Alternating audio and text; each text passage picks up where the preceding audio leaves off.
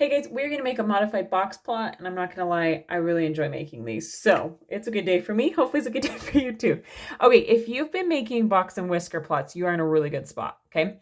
This time the only thing that's different is we're looking for outliers, okay? And I'm going to show you how we do that. So starting out, it's just going to be like a box and whisker plot where we're looking for these 5 pieces of data, the minimum, the 3 quartiles, and the maximum, okay? I'm going to start with my minimum, and I'm actually going to write my minimum and maximum in pencil because they could change depending on if there are outliers, okay? So my minimum, first of all, make sure your data is in order from least to greatest. Mine is. There you go. My minimum is 9, and my maximum is 70, okay? Now, the 3 quartiles we're going to find, if you need a better explanation of this, I will link a video in the corner for you. But the second quartile is the same as my median. So I literally just start on the edge and count to the middle number, okay? So in this case, there's 2 numbers in the middle. So what I do is I go ahead and add them and divide by 2. And when I do that, I get 58, okay? So my second quartile is 58.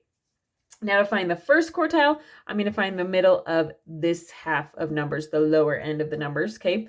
Count in, and my middle number is 48. And then you probably guessed it, for the third quartile, I'm going to count to the middle here, and I get 64, okay?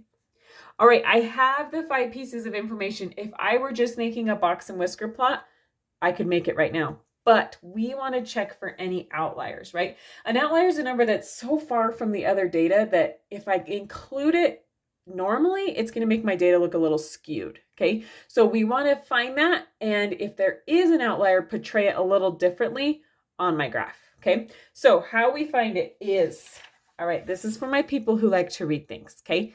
Pause this, take a screenshot, whatever you need. There it is, explained in these words. And now I'm going to show you, okay? So the first thing we're going to find is called our IQR, our Inner Quartile Range, okay? And all this is the third quartile minus the first, okay? So in this case, that would be 64 minus 48, okay? And when I subtract those, I get 16, okay? That is my IQR. Now what I do with that is I'm going to multiply my IQR, which in this case is 16, by 1.5, okay? And when I multiply that, I get 24, okay? Now 24 is my, I don't want to say it's a magic number, but it's my special number, okay?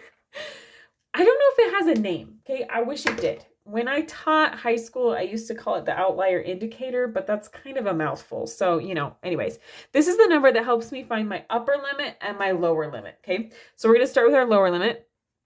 My lower limit, sorry, it's hard for me to talk and write at the same time, apparently. I take the 24 and I subtract it from my first quartile, okay?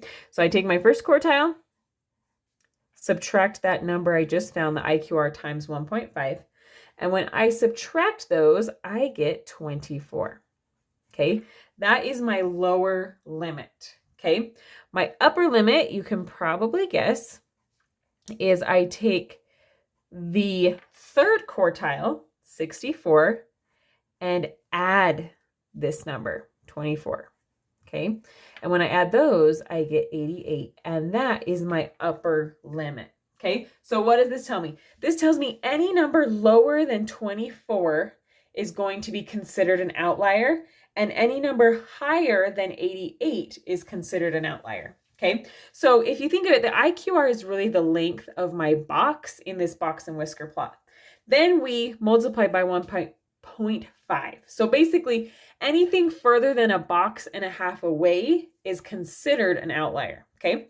So when we look at our lower limit, do I have anything lower than 24? I do, right? I have 9. So 9 in this case is considered an outlier.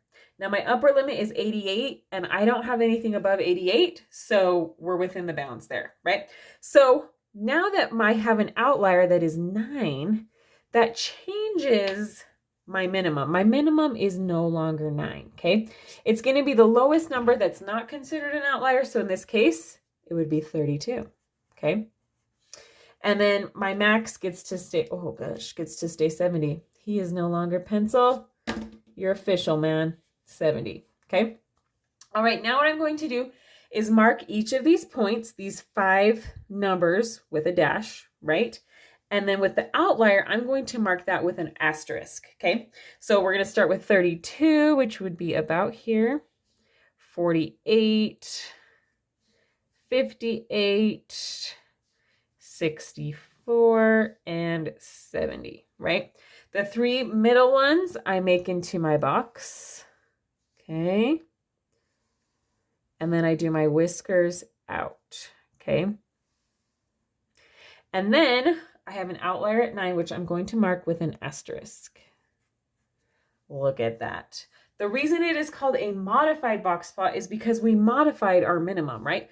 Our minimum was originally 9, but then we figured out there was an outlier. So it is now a modified box plot, okay? All right, I hope this made sense. If you need any of these steps broken down a little bit more or another example, I will link a playlist for you in the corner. Thanks.